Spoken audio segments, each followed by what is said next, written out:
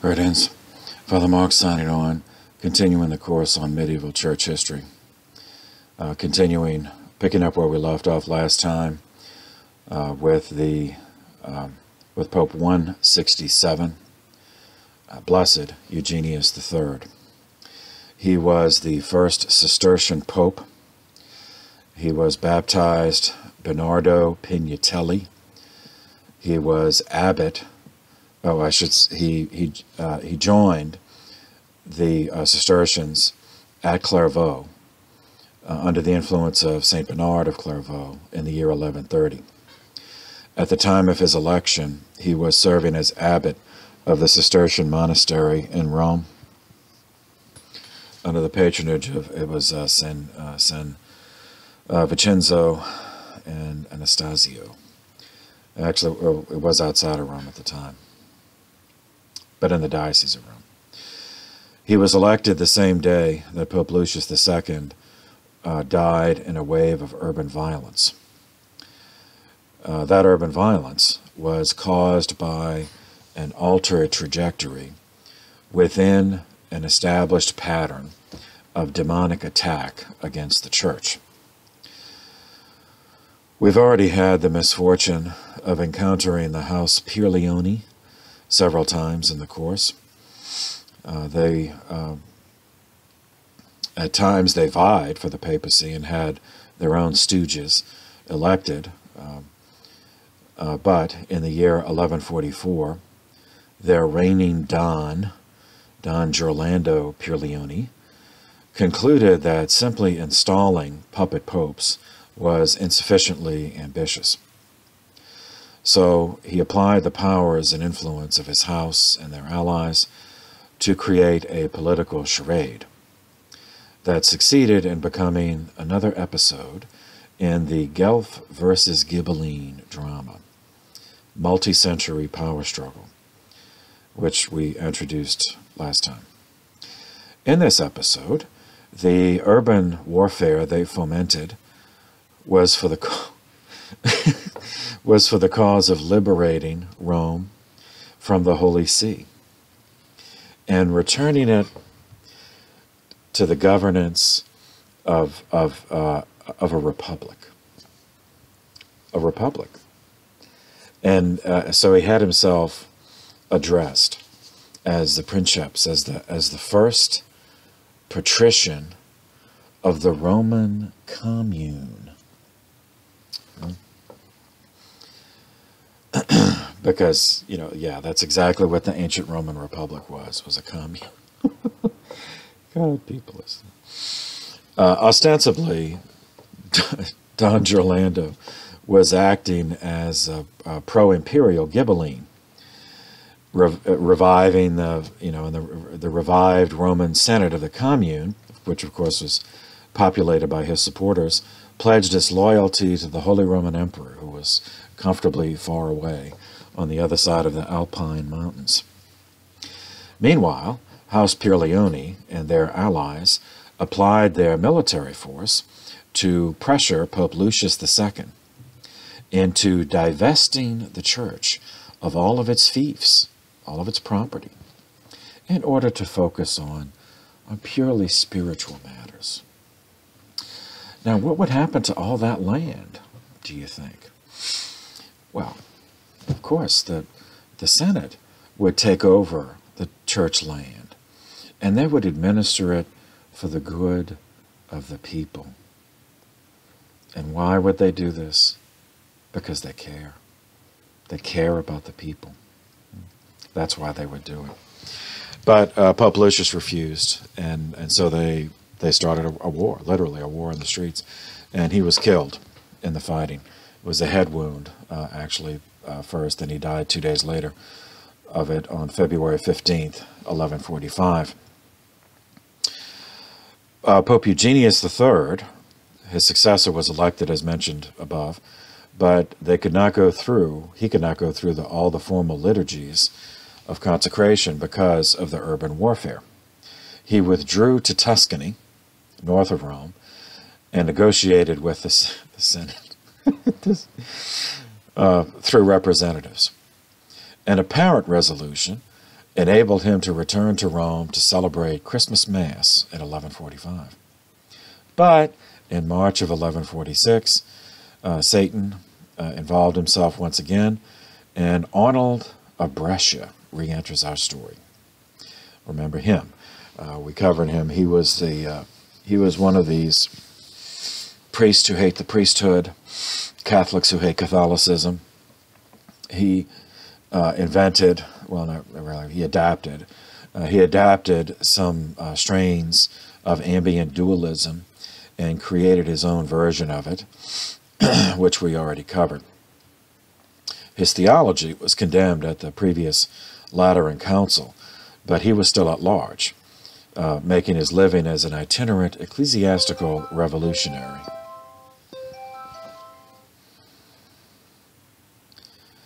Excuse me.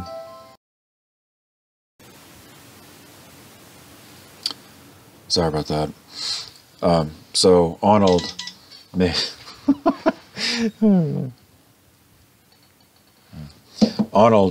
made his way to Rome.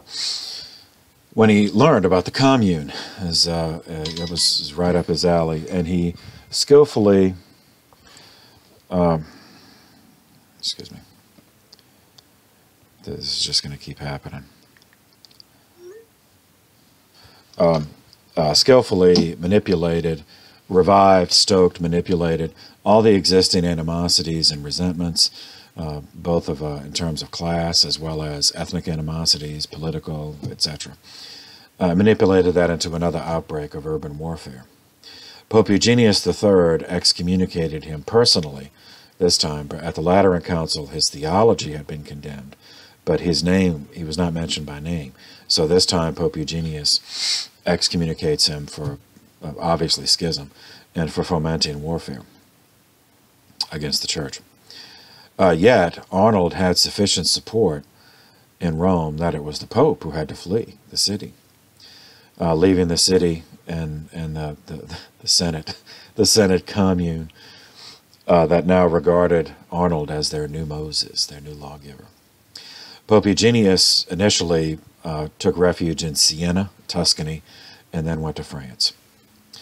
Before seeing what eventually happened to him, we have to pause to cover an overlapping development that began in the same year as the Commune, 1144, and continued for the next 6 years. And this is the Second Crusade. We last visited the Holy Land when the First Crusade liberated Jerusalem on July 15th, 1099, leading to the imposition of feudalism as the basis for the Kingdom of Jerusalem, the Latin Kingdom of Jerusalem. At that moment, the primary menace to the Byzantine Empire, which is the Greek Empire in the east, religiously Christian, but remember still in schism since 1054, in schism from Rome. Their principal menace was the Seljuk Turk Empire, which was religiously Sunni Muslim. Recall that it crushed the Greek Byzantine army at the Battle of Manzikert in 1071. Under the command, the Turks were under the command of Alp Arslan. He was assassinated the next year and followed by his son, Malik Shah. He reigned as Sultan for the next 20 years until he was poisoned at the instigation of the Shiite Abbasid Caliph al-Muqtadi in Iraq on November 19th, 1092. At that point, with the death of Malik Shah, the political unity of the Seljuk Empire collapsed into a series of succession wars among the extended relations of Malik Shah. None of them were able to reassert unified dominion. So that whole region, Turkey, well, actually, yeah. So this whole region of, let's see, I gotta be able to see what I'm doing here. Okay, so this is present-day Turkey, and this is the Aegean. Over here would be Greece, and here's the Black Sea, Russia up north. So this whole region, Turkey into Iraq, Syria, Lebanon, the Holy Land, even down into northern Arabia, Sinai Peninsula, over into Egypt. Well, actually, Egypt was a separate thing because the Turks had already lost that. I'll mention that in a minute. But just keep in mind, this is where Egypt is. This is where the Fatimid Caliphate is going to be. Iraq, northern Iraq had been conquered by the Seljuks, but southern Iraq was controlled by the Abbasids, whom I'll mention in a minute. And then Egypt and Sinai were controlled by the Fatimids.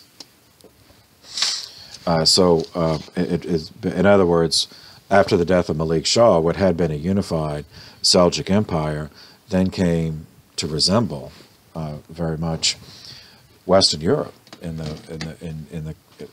feudalism, in the sense that it was very, very much local autonomy, because defense and commerce was really confined locally, and of course they would go through the same, just as in Europe, there would be some of the feudal lords who tried to unite everything under their control. Then the Muslims would go through a series of those too, and so the Crusades, the Second and the Third Crusade, are really going to be Western responses to those kind of political and military initiatives within the Islamic world. And so the Crusades succeeded to the extent that the Muslims were disunited by these things. And then the Crusaders would be defeated at times when the Muslims came together in a unified way. All right.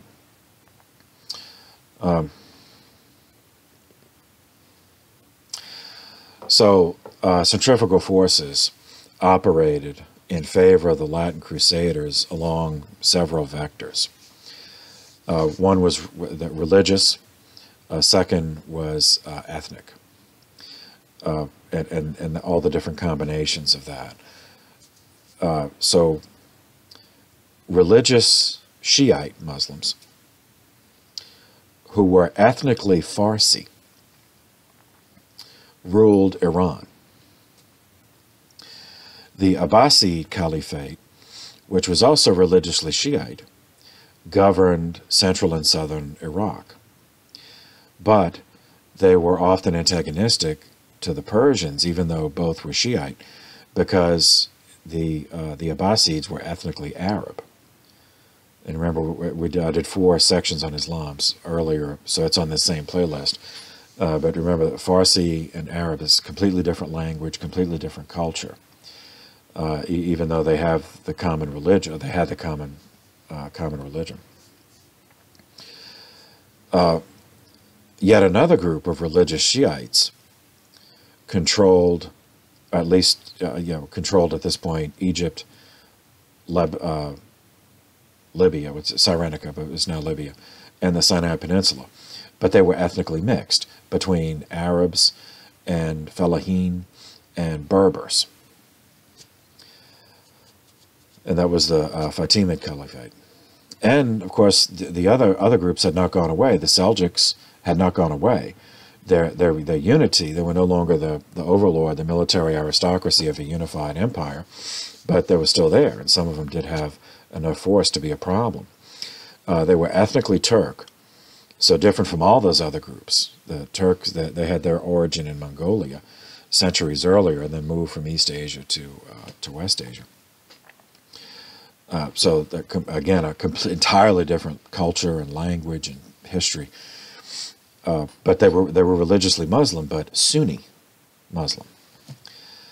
Also, the homeland of Islam, Arabia, was ethnically Arab and majority Sunni Muslim. They also had not gone away.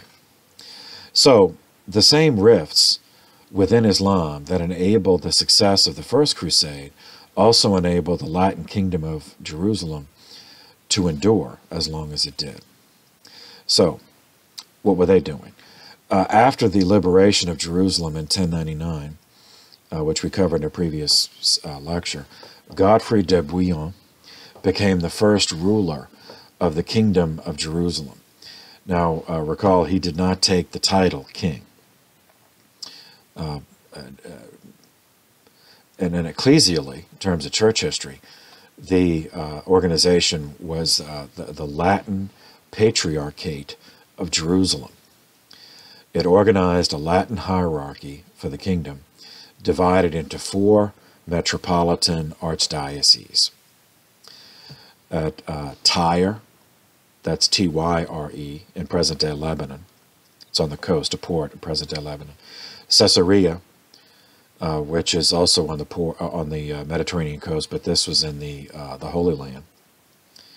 Nazareth, which is in the northern part of the Holy Land, and Petra, which is on the eastern side of the Jordan River in the present day country of Jordan. The Latin Patriarch took over the Holy Sepulchre and the immediate surroundings in Jerusalem as his metropolitan seat. And he had direct suffragans, the bishops of Lydda, Bethlehem, Hebron, and Gaza, as well as the abbots of 3 monasteries. There was a monastery, they called it on the temple. They did not rebuild the Jewish temple, but it was on the Temple Mount. Another called Abbey of Mount Sion, and another the Mount of Olives. The man appointed initially as papal legate for the First Crusade, his name was Admar of Le Puy. He died in 1098 before Jerusalem was liberated. So the second was functionally the first, became functionally the first Latin Patriarch of Jerusalem. His name was Dagobert, or Daimbert in the French, Daimebert, of Pisa. He had been previously Archbishop of Pisa in Italy. In the Kingdom of Jerusalem and the region as a whole, periods of peace and very lucrative trade with the West perpetually revolved on a carousel of carnage, with periodic outbursts of homicidal warfare based on ethnic and religious hatred, driven by desire for land conquest, and facilitated by shifting alliances in which it was it was common to have Christians and Muslims allied together against rival Christians and Muslims. So they're all using each other, for political gain. Just a really, really inspiring episode in the annals of humanity. So after Godfrey de Bouillon died, the ruler of the Latin kingdom took the title Rex. So the first king, but the second ruler, was named Baldwin or Baudouin the First. He was anyway, he died without children. He was king from 1090. From 1100, because Godfrey died shortly. He died the year after the liberation of Jerusalem. So Baudouin the First ruled as king from 1100 until his death in 1118. He died without surviving children. So he was followed as King Baldwin or Baudouin II by a relative of his. He was a relative of the previous guy's house, the House of Boulogne in Flanders. He was the second king of Jerusalem from 1118 to 1131. He had no sons, but he did have a daughter. So he made his daughter Melisende. That's Melisende.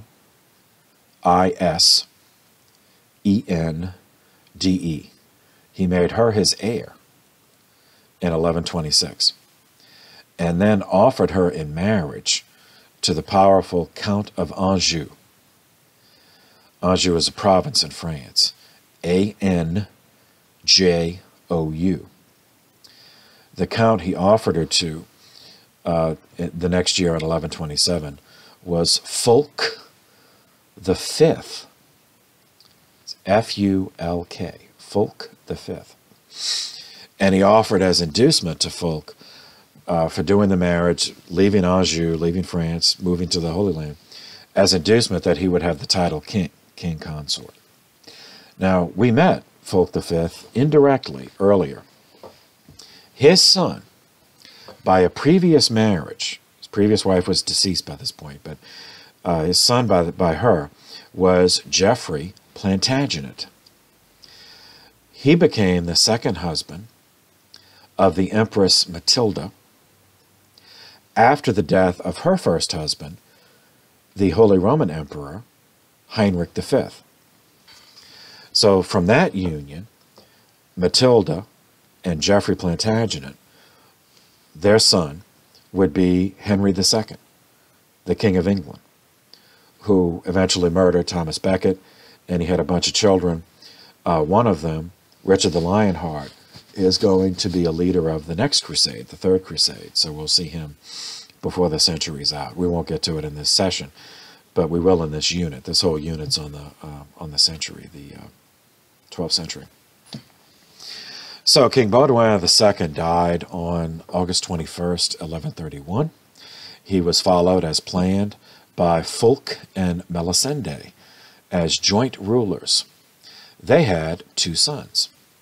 King Fulk died in 1143, leaving Queen Melisende and her young son, who would be King Baudouin III, to rule jointly. This was a situation of weakness in a feudal world, a militarized world.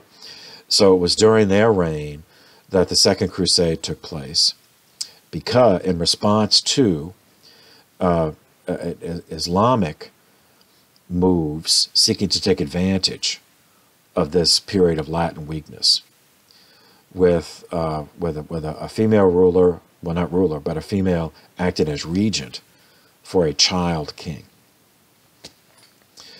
Who took advantage of it? The first was a Sunni Turkish ruler of the city of Mosul in northern Iraq. He decided, now he had many ambitions, it wasn't just anti-Latin, as we'll see, but he decided to make himself the new sultan. His name was Imad ad-Din Zengi, Z-E-N-G-I. He conquered Aleppo in Syria, and on Christmas Eve, 1144, captured the Crusader county of Edessa, which on today's map, well, on today's maps, it overlapped eastern Syria and oh, I gotta see. I'll minimize the camera thing here. All right, so it overlapped eastern Syria and western Turkey and eastern Turkey, and then up here in Iraq. So Mosul, where his base was here. Then he conquered Aleppo in Syria here. And then he went up and took Edessa. Mosul, he was from Mosul. Aleppo, he took from Arab Muslims. So this is a Turkish Sunni Muslim who took Aleppo from Arab Sunni Muslims, but then took the county of Edessa, which was a Crusader kingdom, away from the Latins.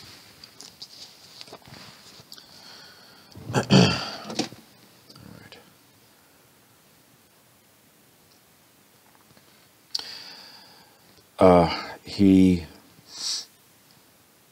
The Western Christians in the city that were captured were either killed or sold into slavery, depending on their age, health, and potential profitability. This conquest of Edessa in 1144 is what provoked the Second Crusade. All right, we have a medieval account. You know, whenever we find these that survive, we do like to see how the people at the time understood their time and just how they phrase things. There's interest in that. So William of Tyre, Tyre, he was Archbishop in present-day Lebanon, but obviously Latin Archbishop. He wrote a very long account of his times, and this is how he describes the fall of Edessa.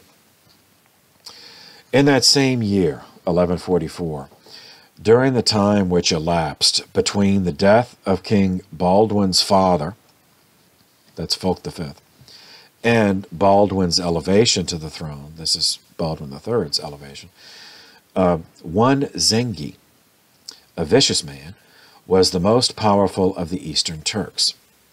His city, formerly called Nineveh, but now known as Mosul, is the metropolis of the region, which was earlier called Ashur, that's present-day Iraq.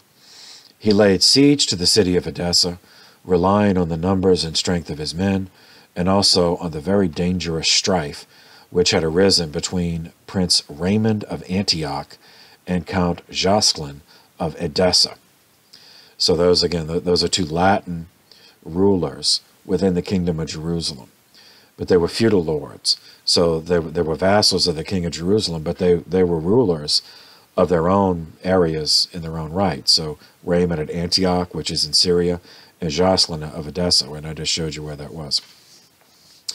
So continuing William's account, the city of Edessa lies beyond the Euphrates, one day's journey from the river. Now he's writing in Lebanon, so beyond the Euphrates, that's beyond from his perspective, you know, so that would be the eastern side, from his perspective on the eastern side of the Euphrates. The aforesaid Count of Edessa, Count Joscelin, contrary to the custom of his predecessors, had ceased to live in the city, and made his constant and perpetual abode in a place called Turbessel. He did this both because of the richness of the spot and because of his own laziness. Here, far from the tumult of the enemy and free to pursue his pleasures, the Count failed to take proper care of his noble city. The population of Edessa was made up of Chaldeans and Armenians. All right, so the Chaldeans, that was the word, essentially that's people of William's generation. That's what they meant, ethnic Arabs living in what we think of as Iraq. That's the short version of it. That's what they call the Chaldeans. Armenians are a completely different ethnic group, and Christian. For the most part, Christian. I mean, some obviously converted. But Armenia is between the Black Sea and the Caspian Sea. But following the trade routes, you know, along the rivers, there were Armenian populations in eastern Turkey, Kurdistan, northern Iraq, eastern Syria, etc. And that was the case in Edessa. So the population was made up of Chaldeans and Armenians, meaning Arab, both Arab Christians as well as Arab Muslims, and Armenian Christians. William describes them, quote, as unwarlike men, scarcely familiar with the use of arms, and accustomed only to the acts of trade. The safekeeping of the city was entrusted solely to mercenaries, and these were not paid according to the type of service they performed or the length of time for which they were engaged. Indeed, they often had to wait a year or more for the payment of their stated wages. There was, as we have said before, bad feeling between Count Joscelin and the Prince of Antioch, a feeling that was not hidden, but rather had become an open hatred. For this reason, each of them took little care if the other were attacked or suffered misfortune. Rather, they rejoiced at the other's catastrophes and were made glad by the other's mishaps. The aforesaid Prince Zengi, that's the Seljuk Turk, took the opportunity offered by this situation. He gathered innumerable cavalry forces throughout all of the east. He even called up the people of the cities neighboring to Edessa and brought them with him to lay siege to the city. He blockaded all of the entrances to the city so that the besieged citizens could not get out, and so that those who wished to help could not get in. The resulting shortage of food caused great suffering for the besieged. The city, however, was surrounded by a formidable wall. He sent sappers through trenches and underground tunnels to undermine the walls. As they dug passages beneath the walls, they buttressed these with posts, which were afterwards set on fire. A great part of the wall was thus broken down. Their forces rushed together into the city. They slew with their swords the citizens whom they encountered, sparing neither age, condition, nor sex. So sapping, that's a particular tactic. So just say that, well, let's see, say if this is the wall of the city. Say I'm Edessa, and you're attacking, and this is the wall. So if you can't go over it, you can't surmount it, or you can't bust it down with barricades, then one thing you can do, an alternative, is sapping. So then you send out of range. You keep your troops out of range of my arrows and my ballista, and then have them start digging out of range. They dig down, and then dig toward the wall, and then dig underneath the wall, and then dig a wide swath underneath the wall, and so it doesn't fall on them. They put wooden posts. Then when they judge that they've dug, undermined, that's where the word comes from, undermine, mine, underneath, undermine. When they've undermined it enough, then they coat the wooden post with oil, light them on fire, and then run, to get out of it before. And once the post burned down, then gravity and the weight will cause the wall to collapse down into the underground trench, and then opening up a portal, through which you can come through the wall and attack me. And that's what they did in Edessa. So it fell in 1144. The following year, December 1st, 1145, Pope Eugenius III, who was not in Rome, remember he's in France now, so but he proclaims a second crusade. And this is the document by which he summoned the crusade. Quote, Bishop Eugenius, servant of the servants of God, to his most beloved son in Christ, Louis, the illustrious king of the French, and to his beloved sons, the princes, and to all the faithful ones of God, who are established throughout Gaul, greetings and apostolic benediction. How much our predecessors, the Roman pontiffs, did labor for the deliverance of the Oriental Church. Now, that's the word he uses. I know we're not supposed to use the word Orient. I'm not entirely sure why, but I've been told that we're not supposed to use the word Orient. We're supposed to either say the East or Asia. But he's using the word Oriental, so that's a quote. I'm sorry if that offends anyone. For the deliverance of the Eastern Church, we have learned from the accounts of the ancients and have found it written in their acts. For our predecessor of blessed memory, Pope Urban, did sound, as it were, a celestial trumpet, and did take care to arouse for its deliverance the sons of the Holy Roman Church from the different parts of the earth. But now, our sins, and those of the people themselves requiring it, a thing which we cannot relate without grief and wailing, the city of Edessa has been taken, and many of the castles of the Christians occupied by them, the pagans. Now, I pause there. He's referring to the Muslims as pagans.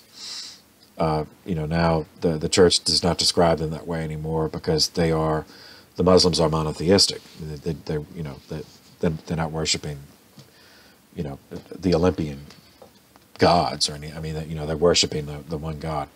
So we don't call them pagans anymore. So again, that's his use of the term. So back to the quote. The Archbishop, moreover, of this same city, together with his clergy and many other Christians, have there been slain. That's Archbishop Hugh of Edessa. And the relics of the saints have been given over to the trampling underfoot of the infidels and dispersed. We exhort, therefore, all of you in God, we ask and command, and for the remission of sins enjoin, that those who are of God, and above all the greater men and the nobles, do manfully gird themselves, and that you strive to oppose the multitude of the infidels, who rejoice at the time in a victory gained over us, and so to defend the Eastern Church, and to snatch many thousands of your captive brothers from their hands, that the dignity of the Christian name may be increased in your time, and that your valor, which is praised throughout the whole world, may remain intact and unshaken. We, moreover, providing with paternal solicitude for your tranquility, and for the destitution of that same church, do grant and confirm, by the authority conceded to us by God, to those who, by the promptings of devotion, do decide to undertake and to carry through so holy and so necessary a work and labor, that remission of sins, which our aforesaid predecessor Pope Urban did institute, and do decree that their wives and sons, their goods also, and possessions, shall remain under the protection of ourselves and of the archbishops, bishops, and other prelates of the Church of God. By the apostolic authority, moreover, we forbid that in the case of anything which they possessed in peace, when they took the cross, any suit be brought hereafter, until most certain news has been obtained concerning their return or their death. So they can't be sued, their property can't be touched, as well, supposedly, supposed to be inviolate. They shouldn't be subject to theft, their families should not be harassed, and they are immune from lawsuits. Moreover, since those who war for the Lord should by no means prepare themselves with precious garments, nor with provision for their personal appearance, nor with dogs or hawks, other things which portend licentiousness, we exhort your prudence in the Lord, that those who have decided to undertake so holy a work shall not strive after these things, but shall show zeal and diligence with all their strength in the matter of arms, horses, and other things with which they may fight the infidels. But those who are oppressed by debt, and begin so holy a journey with a pure heart, shall not pay interest for the time past. And if they or others for them are bound by an oath or pledge in the matter of interest, we absolve them by apostolic authority. It is allowed to them also, when their relations, being warned, or the lords to whose fee they belong, are either willing or unable to advance them the money, to freely pledge without any reclamation the lands or other possessions to the churches or ecclesiastical persons, or to any other of the faithful. According to the institution of our aforesaid predecessor, by the authority of Almighty God, and by that of St. Peter, the chief of the apostles, conceded to us by God, we grant such remission and absolution of sins, that he who shall devoutly begin so sacred a journey, and shall accomplish it, or shall die during it, shall obtain absolution for all of his sins, which with a humble and contrite heart he shall confess, and shall receive the fruit of eternal retribution from the remunerator of all. Given at Ventral on the calends of December, so in France. He's just reviving all the privileges that Urban did in the First Crusade, remission of sins.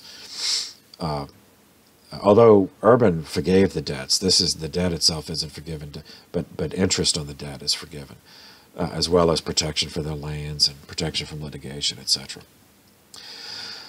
On March 31st, 1146, St. Bernard of Clairvaux preached at Vézelay, which is in France, during Easter. He preached the Crusade, to try to get recruits to go to the East. And we have an eyewitness account by a priest. His name was Odo of Douille. He served as chaplain to the French king, Louis VII, during the Second Crusade. He survived, returned back to France, and later ended up as abbot of Saint-Denis, a place we visited already. So this is Odo's account. Quote, "In the year of the incarnation of the Word, 1146, Louis, the glorious king of the Franks and Duke of Aquitaine, the son of King Louis." So the reigning king was Louis VII. His father was Louis VI. They came to Vézelay at Easter, so that he might be worthy of Christ by bearing his cross after him. Louis was 25 years old. Zeal for the faith burned and glowed in King Louis. He held luxury and temporal glory in contempt, and set an example which was better than any sermon. The king, however, could not immediately harvest by his example what the bishop had sown by his words. Another day was appointed, therefore, namely Easter at Vézelay, when all were to assemble on Passion Sunday. Those who had received the heavenly inspiration were to take on the glory of the cross on the feast of the resurrection. At last, the day which the king hoped for arrived. The abbot, armed with the apostolic authority and with his own sanctity, was there at the time and place appointed, together with a very great multitude which had been summoned. Then the king received the insignia of the cross, which the supreme pontiff had sent to him, and so also did many of his nobles. Since there was no place in the fortress which could hold such a multitude, a wooden platform was built for the abbot in a field outside of Vézelay, so that he could speak from a high place to the audience standing around him. Bernard mounted the platform, together with the king who wore the cross. The people on all sides began to clamor and to demand crosses. Finally, it was decided that they would start out in a year, and everyone returned home rejoicing. Louis also asked the Hungarian and German kings for market rights and the right of passage, and he received letters and messengers from them granting what he desired. Okay, so what is this? This means that, how do you get to the Holy Land? So they're going to walk. He's going to take the overland route. So that means going through German territory and Hungarian territory, and even later Bulgarian territory, then Greek territory. So he's going to ask for market rights and passage, free rights of passage. Many of the dukes and counts of those areas were inspired by his example, and wrote asking to take part in his expedition. Thus everything went along favorably. Meanwhile, the news flew. It crossed over to England and reached the remote parts of the other islands. The people of the maritime areas prepared ships so as to accompany the king by sea. And then he goes on and on. Now, Odo continues later. It's a very long account. He continues later and explains why the Byzantine emperor, who was the Emperor Manuel Comnenus, and many of the Greeks, as well as many of those along the way, the Germans and Hungarians and Bulgarians, why many of them feared this crusade going through their territory. And also Odo, and he went with the crusade, so this is a priceless account. And he also, by describing all of this, he's given us the route. You know, how do you take an army from, France to Israel, overland? So, picking up, this is a quote. "The rich cities of Metz, Worms, Würzburg, Regensburg, and Passau," so following that route, "then lie a 3-day journey from one another. From the last named city, Passau, it is a 5-day journey to Neustadt, and from there it takes 1 day to reach the Hungarian border. The country in between these towns is forested, and provisions must be brought from the towns, since the countryside cannot provide enough for an army. Hence the market rights request earlier. There are plenty of rivers there, and also springs and meadows. The Drave River is in the middle of Hungary. One bank of the river is steep, the other has a gentle slope. The result of this is that when even a little rain falls and is added to the water of the nearby swamps, even rather distant places are flooded. We heard that many of the Germans who preceded us were suddenly flooded out there and lost their lives. All the rest of this country is covered with lakes, swamps, and springs. if springs can be made by travelers, even in the summer, by scraping the earth a little bit, except for the Danube, which follows a straight enough course and carries the wealth of many areas by ship to the noble city of Gran. We crossed Hungary in 15 days. From there, at the entrance to Bulgaria, the fortress called the Bulgarian Belgrade presented itself. It is so called to distinguish it from the Hungarian town of the same name. One day from Belgrade, with the river between them, lies the poor town of Braničevo. Beyond these towns, the country is, so to speak, forested meadow or crop-producing woods. 5 days from this place lies Niš, which, though small, is the first city of this section of Greece. The cities of Niš, Sofia, Philippopolis, and Adrianople are 4 days apart from each other, and from the last of these, it is 5 days to Constantinople. The countryside in between is flat. It is full of villages and forts and abounds in all kinds of good things. From the time we entered Bulgaria and the land of the Greeks, however, both the strength and the morale of the army were put to the test. Here we first began to receive injuries and to take notice of them. The other areas had sold us supplies properly and had found us peaceful. The Greeks, however, shut up their cities and fortresses and sent their merchandise down to us on ropes suspended from the walls. The supplies purveyed in this manner were insufficient for our multitude. The pilgrims, therefore, secured the necessary supplies by plundering and looting, since they could not bear to suffer want in the midst of plenty.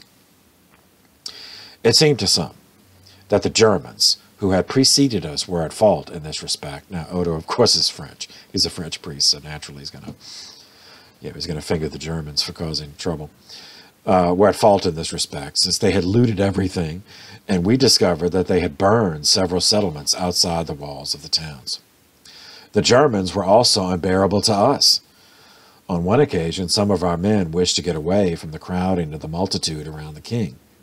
They therefore went on ahead and stayed near the Germans. Both they and the Germans went to market, but the Germans would not allow the Franks to buy anything until they got enough for themselves. From this arose a brawl, or rather a squabble. For when one man denounces another, whom he does not understand, in a loud voice, that is a squabble. The Franks struck them, and the Germans struck back.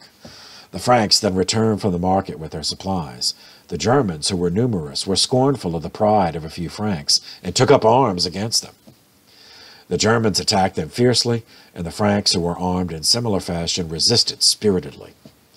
God put an end to this wickedness, for night soon fell. Thus, as the Germans went forward, they disturbed everything, and for this reason the Greeks fled from our peaceful prince, who followed the Germans. All right, so these Germans, these are all Crusades. These are Crusaders fighting each other, as well as pillaging from the local population, which is Christian. So things are not starting out well.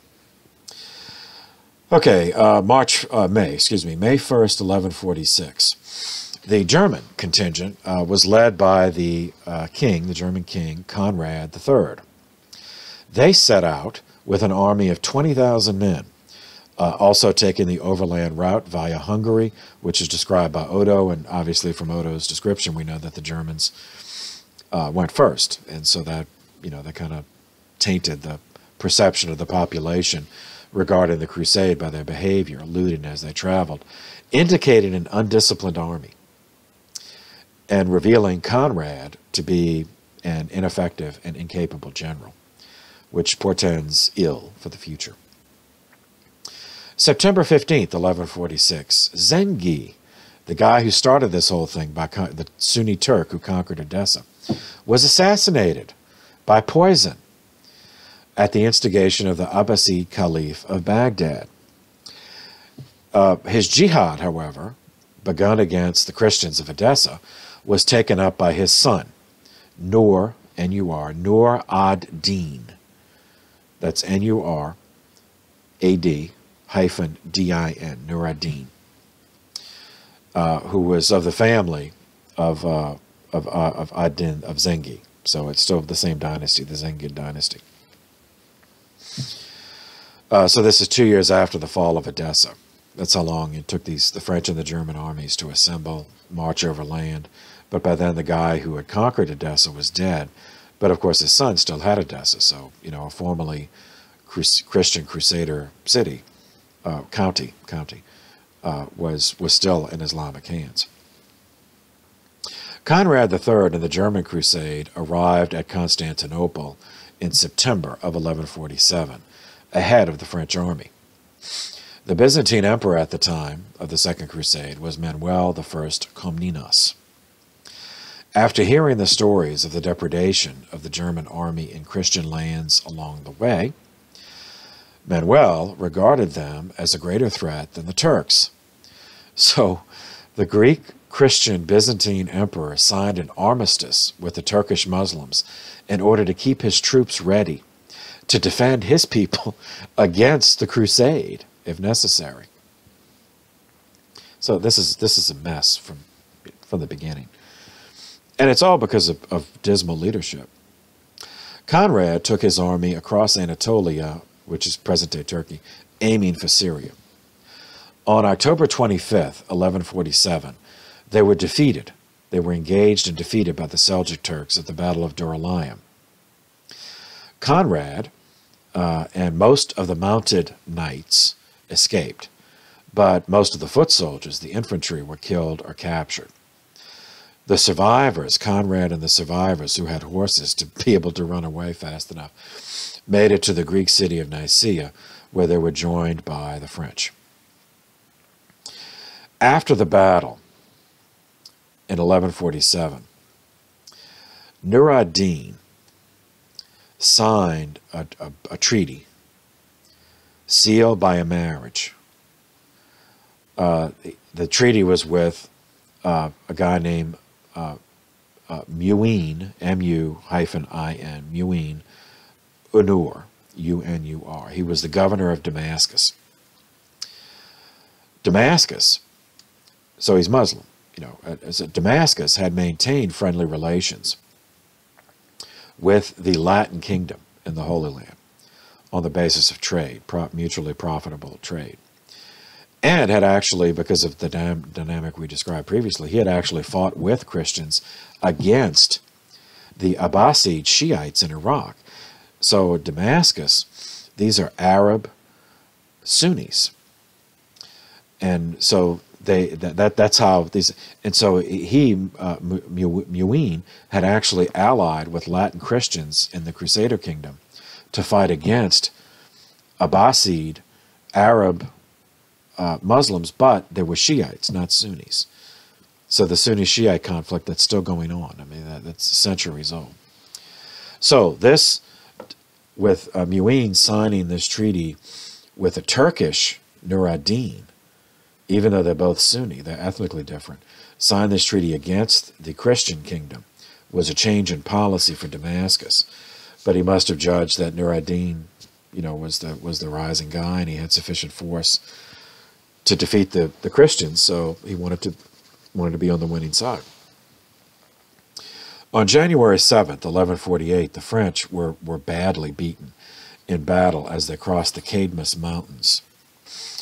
The reason, tactically, there was a tactical defeat, not strategic, because the whole army wasn't destroyed, but it was certainly a defeat. The French army had become too stretched out, some units losing contact with each other, and the Seljuk Turks, who had been watching, you know, keeping them under surveillance, took full advantage of that tactical lack of coordination. Now, why did this happen? Well, here we see the problem inflicted on the French by their king, Louis VII, who was a decent human being, but was no more competent a general than his German counterpart, Conrad III. Specifically, Louis VII gave in to the demands of his wife, Queen Eleanor of Aquitaine, to join him on crusade and bring 300 of her ladies-in-waiting with her. This necessitated guards for them and their immense baggage train, often resulting in separation of the army, because you couldn't just leave a few guards with them.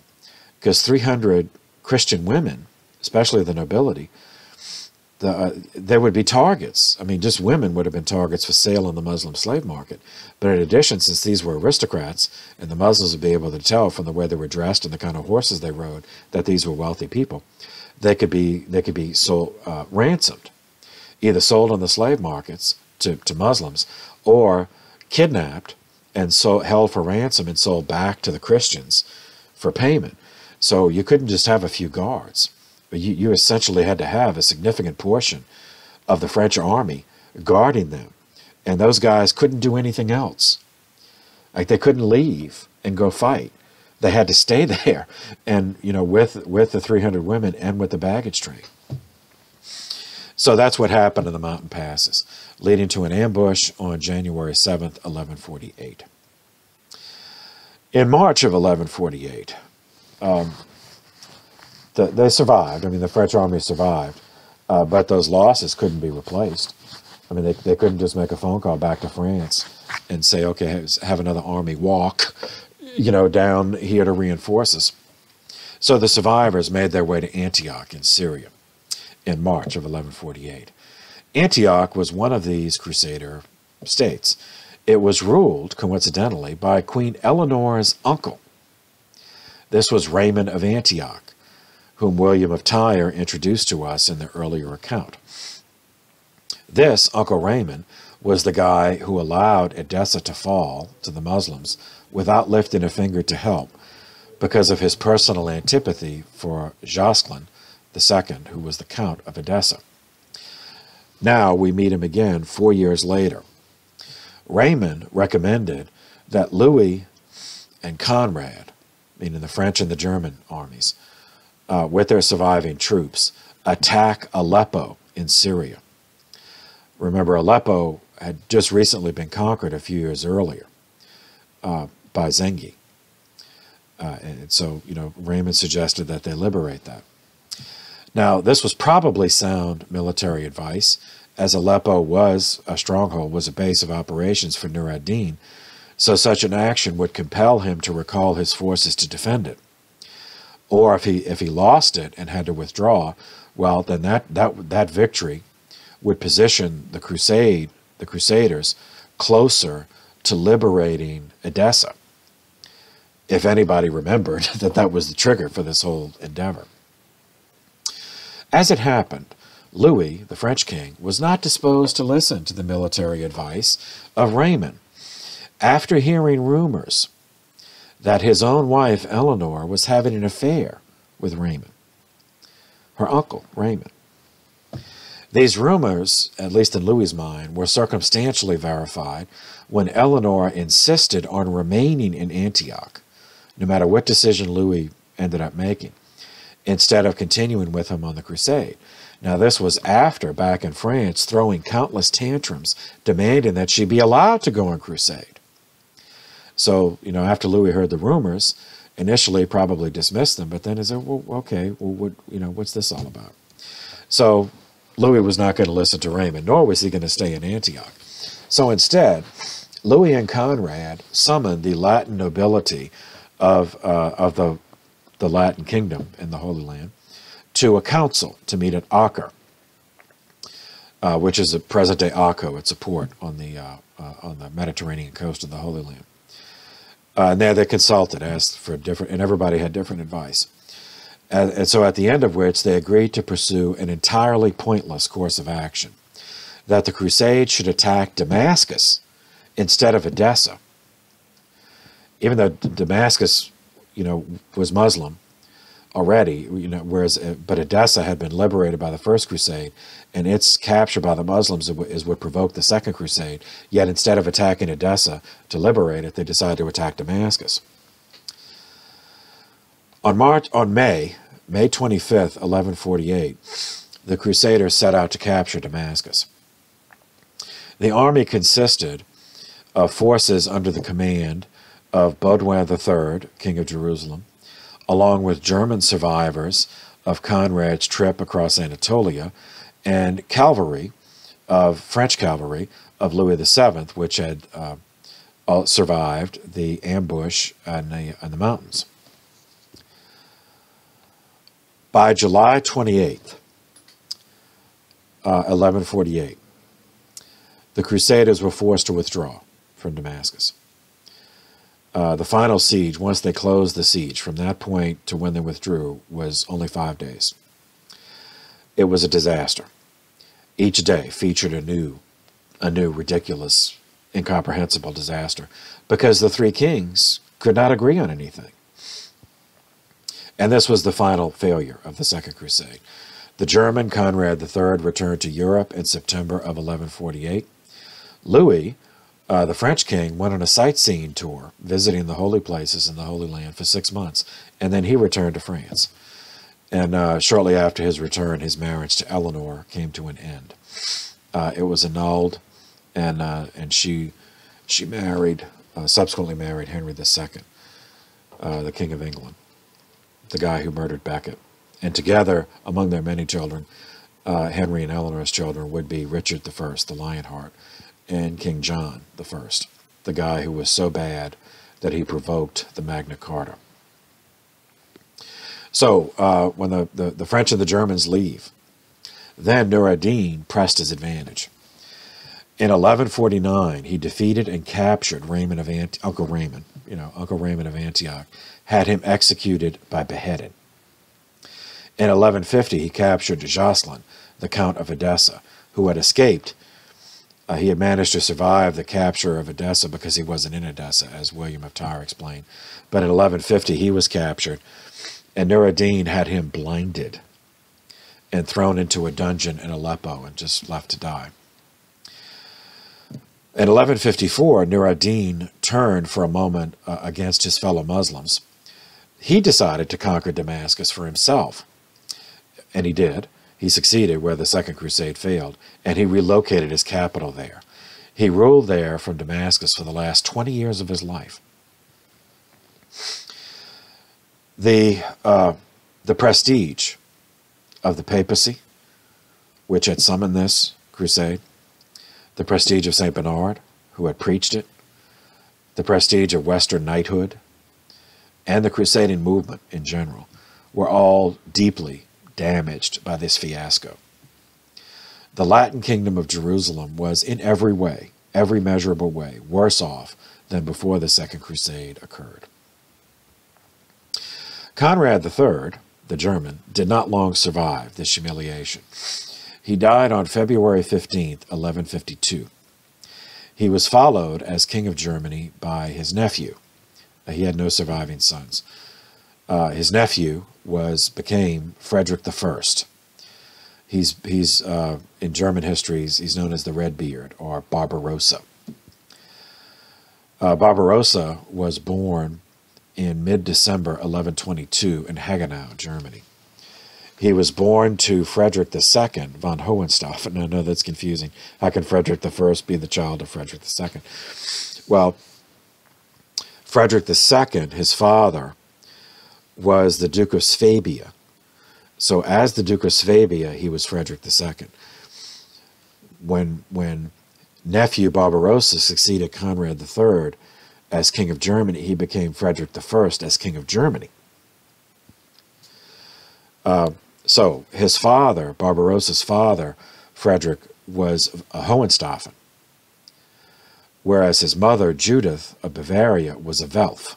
And we covered those two houses, the Guelphs and the Ghibellines.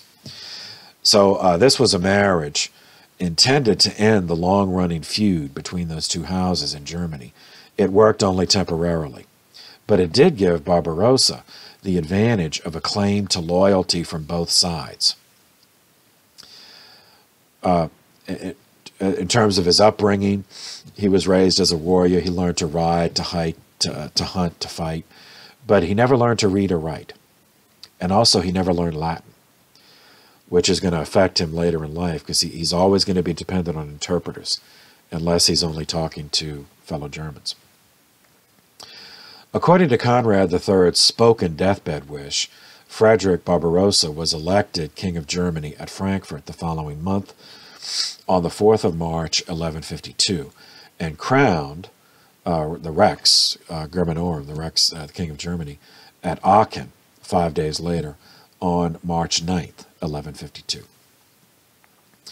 Barbarossa was well known to the German electors because 5 years earlier, on April 6, 1147, his father died, making Barbarossa Duke Frederick III of Swabia. 7 weeks later, he joined his uncle, Conrad III, on the Second Crusade. So he went through all the stuff I just summarized. On September 8, 1147, he managed to survive a flash flood of the Drave River that Odo mentioned, which killed many in the German army. Remember, these guys are wearing armor, so if they're caught in a flash flood, then they get to die.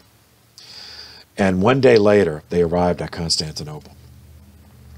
He fought with Conrad, his uncle, at the ill-fated Battle of Dorylaeum, and it was he that Conrad entrusted as the messenger to go track down the French and ask them for help. He participated in and survived the fiasco of the Damascus siege, and then returned to Germany with Conrad and the remnants of the German army. When Conrad died, Barbarossa inherited a Germany that was wrecked from generations of church-state disputes caused by the previous dynasty, the Salian dynasty, which we already covered, thus the investiture controversies, as well as the incompetence of his predecessor. On his accession to the throne, Barbarossa communicated the news to Pope Eugenius III, which brings us back to his troubled situation, living as a refugee, first in Tuscany, then in France, since the heretic Arnold of Brescia had taken control of the Roman commune. In March of 1153, Barbarossa and Eugenius signed a treaty, the Treaty of Constance. Constance is a town, but it's also a lake that's at the border of Switzerland, France, and Germany, so it's a convenient meeting place. At this treaty, by means of this treaty, the Pope promised to crown Barbarossa as King of Italy and Holy Roman Emperor. In return, Barbarossa was to drive Arnold of Brescia and the commune out of Rome, pledged to defend the papacy from such future attacks, also pledged to make no peace with King Roger II of Sicily, who was a Norman de Hauteville, and we talked about him previously, or make peace with any other enemies of the church without the consent of Pope Eugenius. Now, Eugenius died the same year at Tivoli on July 8th, 1153, so he made it back to Italy, but not to Rome. He died before Barbarossa could fulfill his part of the bargain to restore the papacy to Rome. Therefore, Barbarossa was not yet crowned, either King of Italy or Holy Roman Emperor. So that'll, so we have to continue with the next pope. 4 days after the death of Eugenius III, Corrado Demetrio della Sabora, son of Benedetto of the house of Dimitri, accepted election as Pope 168, taking the name Anastasius IV. So far, the last to use that name, which is kind of surprising because Anastasis means resurrection, so it would be, Pope Resurrection. He was 80 years old at the time of his election. He already had a long record of service. He was well respected, and no doubt chosen as a short-term stability candidate. He had been appointed cardinal priest by Pope Pascal II in 1114, ordained bishop of Sabina by Pope Honorius II in 1128, and remaining in Italy as a loyal vicar to the Pope when Innocent II had to flee to France. And at the time of his election as Pope, he was serving as the Dean of the College of Cardinals. Pope Anastasius died 17 months after his election, on the 3rd of December, 1154, still having been unable to return to Rome, which was still governed by the commune under the sway of Arnold of Brescia. So, 2 days after the death of Anastasius IV. Nicholas Breakspear, not Shakespeare, Breakspear, accepted election as Pope 169, taking the name Hadrian IV. So far, this is the only English pope. Owing to the ascendancy of Arnold of Brescia over the anti-papal Roman commune, Hadrian IV based himself at Viterbo, 50 miles northwest of Rome. Barbarossa, who wanted to be crowned King of Italy and anointed emperor, but knew the Pope wouldn't do it unless he did what he promised. Barbarossa finally got around to getting his army together, crossing the Alps in the spring of 1155. Pope Hadrian met him at Pavia in northern Italy and crowned him with the Iron Crown of Lombardy, anointing him as Rex Italicum, King of Italy, on April 24th, 1155. Naturally, Barbarossa also wanted to be anointed and crowned emperor, but Pope Hadrian reminded him of the unfulfilled stipulations of the Treaty of Constance, which included getting rid of Arnold of Brescia and allowing the Pope to return to Rome. So Barbarossa brought his army to Rome, attacked Rome, essentially invaded Rome, slaughtered 1,000 people in street fighting, captured Arnold of Brescia, and executed him publicly by hanging on June 18th, 1155. Then his part of the bargain met. The Pope held up his side. So Pope Hadrian anointed and crowned Barbarossa as emperor on the same day that Arnold was executed. Anyway, okay, so but during the ceremony, something happened. And in a decision that would bring much grief to Adrian as well as to future popes, Pope Hadrian altered the ceremony. For example, previous emperors had been anointed on the crown of their heads. Pope Hadrian anointed Barbarossa between the shoulder blades, which distinguished it from sacramental ordination, because priests are also anointed on the head, but also on the hands, which kings never were. And just think of it, so the Pope is anointing, so they're facing each other for the Pope to anoint him. Barbarossa had to bend down pretty far for the Pope to anoint him between the shoulder blades. So he's bowing low before the Pope, and then people see this. This is done in St. Peter's with thousands of people in there. So obviously there's no sound system, so that makes the symbolism all that more important. They see the emperor, bowing deeply to the Pope. Second, Pope Hadrian invested Barbarossa with the sword, handed Barbarossa the sword, whereas previous popes in this ceremony would simply bless the sword brought by the emperor. And there's a profound difference in the medieval mind. I mean, this may seem trivial to us, but to the medieval mind, this is a profound difference, because they were highly attuned to these symbolic meanings, in that bestowing a sword was clearly the act of a lord to his vassal. So it's like it's like the investiture in reverse. The Pope is investing the emperor with a symbol of his authority, which is the sword. End. Pope Hadrian did not address Barbarossa as he wished, as Semper Augustus, meaning always Augustus, but merely as Augustus. Again, suggesting to the medieval mind that the title, once given, could be rescinded. These changes were not lost on Barbarossa, and it permanently tainted his relationship with the papacy, because he felt betrayed. I mean, he felt like he walked into this. He didn't understand Latin, and it had to be explained to him later. But once it did, then he felt like a fool. Felt like he had been had. Nobody likes that feeling, especially not a guy like him. These different ecclesiologies caused an open rupture between the two in a meeting at Besançon in France 2 years later, in October of 1157.